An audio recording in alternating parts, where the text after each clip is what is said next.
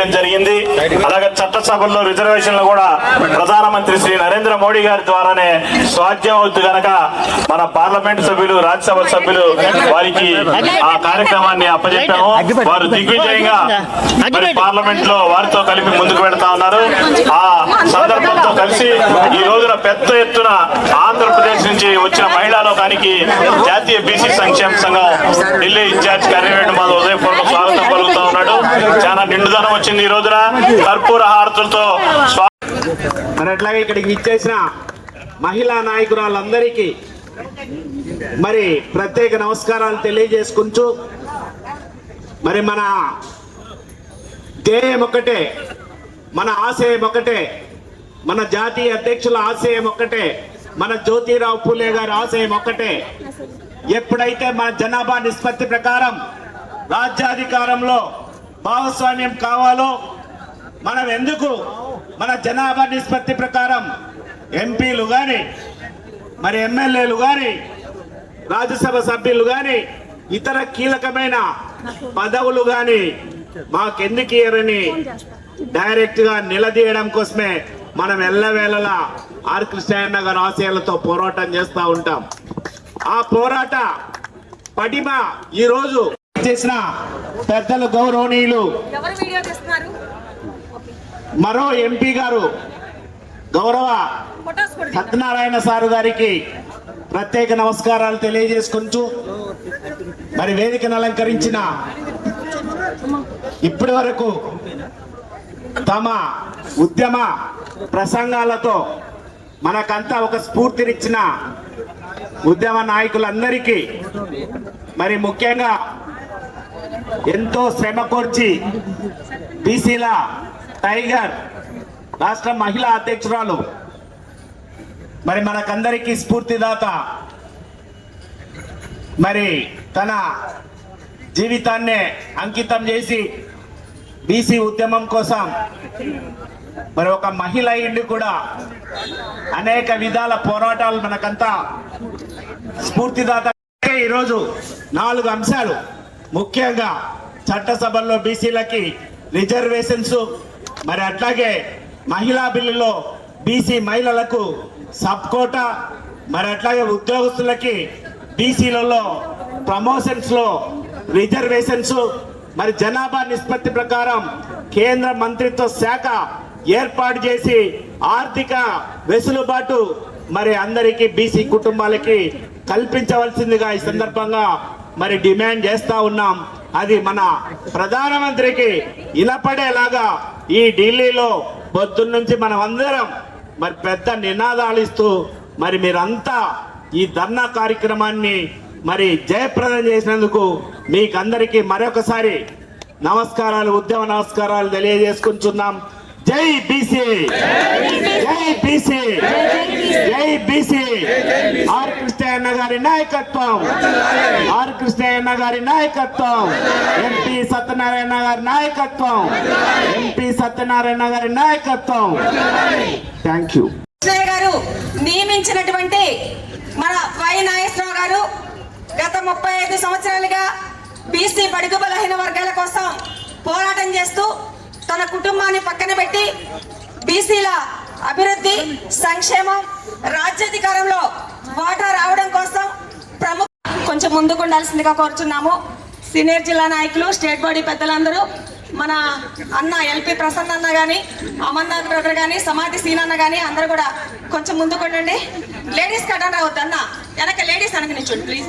చేసి సుమారుగా 35 సంవత్సరాలు జాతి కోసం తన జీవితాన్ని అంకితం చేసి ఆ తర్వాత బయట ఉండి కొట్లాడటం కాదు, నేను రాజ్యసభలో కానీ పార్లమెంట్ లో కానీ లేదా చేసి సుమారుగా 35 సంవత్సరాలు జాతి కోసం తన జీవితాన్ని అంకితం చేసి ఆ తర్వాత బయట ఉండి కొట్లాడటం కాదు, నేను రాజ్యసభలో కానీ పార్లమెంట్ లో కానీ లేదా మా అమ్మతో సమానం సీనియర్ నాయకురాలు.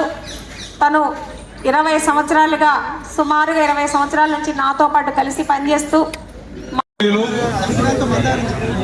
బీసీ సంక్షేమ సంఘం రాష్ట్ర అధ్యక్షులు నాగేశ్వరరావు గారు ఈ కార్యక్రమాన్ని పర్యవేక్షిస్తూ గల్లీ నుండి ఢిల్లీ వరకు క్రియాశీలక తీసుకొని ఈబీసీ సర్టిఫికెట్ ఏ రాష్ట్రంలో ఉన్నా ఆ రాష్ట్రంలో మంజూరు చేసే ఒక చిన్న అవకాశాన్ని కల్పించి బీసీ విద్యార్థులకు ఒక అవకాశాన్ని కల్పించాలని ఈ సభాముఖంగా మిమ్మల్ని వేడుకుంటున్నాను. ఇందులో నష్టపోయింది సొంతం నా మేనలుడే ఐఏఎస్ ఈబీసీ సర్టిఫికెట్ లేక దాన్ని ఆంధ్ర రాష్ట్రంలో తెచ్చుకోమంటే ఇంత 139 కులాలు కూడా మనకి ముందు నడిపించే విధంగా మనం బలోపేతం చేయాలి. ఆ దిశగా మనందరం కూడా ఒక్కొక్కరు ఒక సమితి మన వెనకాల ఇంకా 100 మంది సమితిని తయారు చేస్తూ ఈ ఉద్యమాన్ని మరింత ఉధృతం చేసి ముందు నడిపించాలని నా మనస్ఫూర్తిగా కోరుకుంటూ ఇంత అవకాశం ఇచ్చినటువంటి పెద్దలందరికీ మరొకసారి ధన్యవాదాలు తెలుసుకుంటాం. Thank you very much. Thank you so much అమ్మా. ఎవరు మాట్లాడతారు ఇంకా? ఫోటోగ్రాఫర్స్ అంతా కూడా కొంచెం ఎడంగా ఉండవలసిందిగా కోరుచున్నాం. ఫోటోగ్రాఫర్స్ అందరూ కూడా కొంచెం వెనక్కి, ఫోటోగ్రాఫర్స్ అందరూ కూడా కొంచెం వెనక్కి వెళ్ళవలసిందిగా కోరుచున్నాం. జాతీయ బీసీ సంక్షేమ సంఘం సెక్రటరీ జనరల్ రమణరాజు గారిని ఈ సమావేశాన్ని ఉద్దేశించి ఒక 2 నిమిషాలు ప్రసంగించవలసిందిగా కోరుచున్నాం. రమణరాజు గారు ఎక్కడ ఉన్నారు? జాతీయ అధ్యక్షులు కృష్ణయ్య గారికి, వేదికను అలంకరించిన రాష్ట్ర అధ్యక్షులు వై నాగేశ్వరరావు గారికి, రాష్ట్ర ఇన్ఛార్జ్ తెలంగాణ నూకానమ్మ గారికి,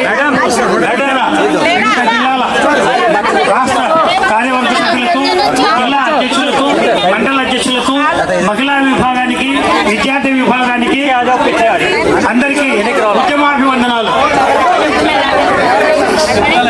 యువజన సంఘ నేతలకు, మండల మీరు ఇప్పుడు ర్యాలీ తీస్తాం కూర్చోండి.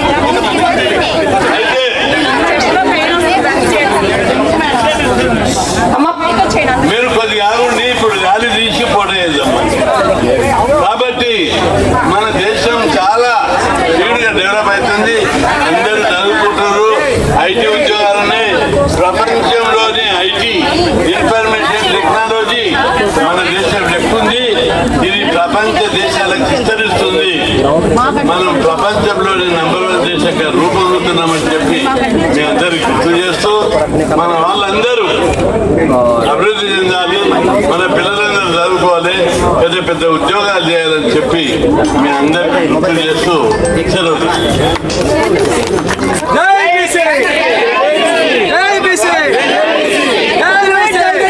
చేతులు పైకెత్తున్నాను ఒకసారి.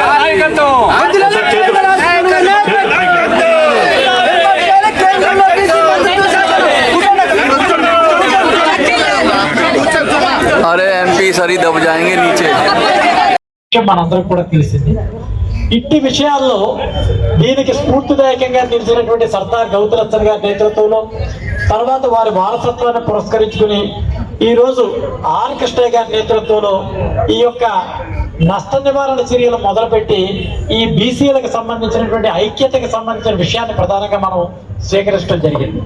కారణం ఏమిటంటే భారతదేశం ఏర్పడిన తర్వాత మనకి 3 కమిషన్లు జాతీయ స్థాయిలో ఏర్పాటు చేశారు. మొదటిది 53లో కాకా కేలేకర్ కమిషన్, రెండవది 79లో మండల కమిషన్, మూడవది మన నరేంద్ర మోడీ గారి నేతృత్వంలో రోహిణి కమిషన్. కాకా కేలేకర్ కమిషన్ 54లో తన యొక్క నివేదిక ఇచ్చినప్పటికీ కాంగ్రెస్ పార్టీ బీసీలకు సంబంధించిన విషయాల మీద దృష్టి పెట్టకుండా అది బుట్టదాఖలా చేసిన కారణంగా బీసీల యొక్క హక్కులు 1954లోనే నెహ్రూ సాక్షిగా పక్కన పడిపోయినటువంటి విషయం మనందరికీ కూడా తెలిసింది.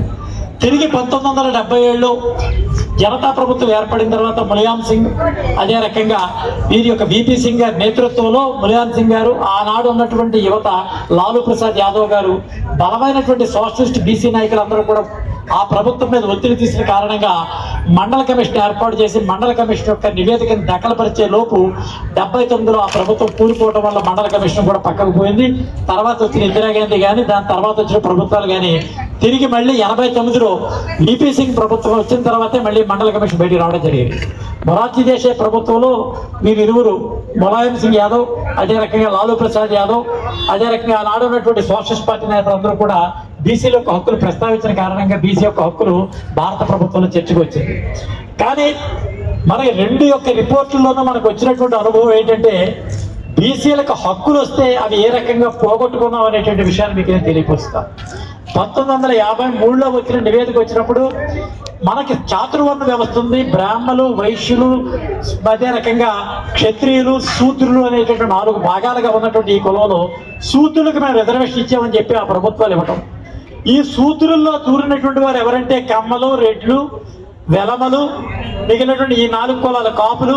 మేము కూడా శూద్రులమే కాబట్టి మమ్మల్ని శూద్రులుగా పరిగణించాలని చెప్పి బీసీలకు వచ్చిన హక్కులన్నీ కూడా దాదాపుగా ఒక దశాబ్ద కాలం పాటు వారు తీసుకెళ్లిపోయినటువంటి విషయం మనందరూ కూడా చరిత్రపరంగా తెలిసిన విషయం.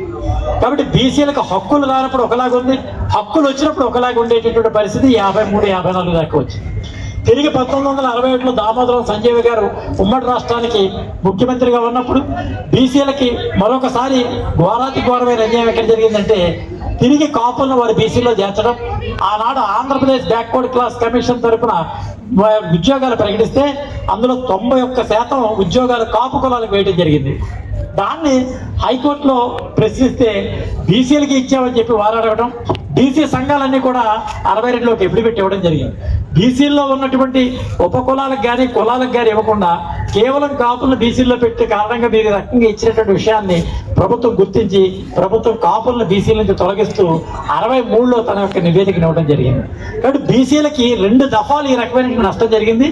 ఈ రోజు తాజాగా వచ్చిన పరిస్థితి ఏంటంటే ఒక రాష్ట్రం మహారాష్ట్ర మనకు సంబంధించినటువంటి ప్రత్యక్ష ఉదాహరణ.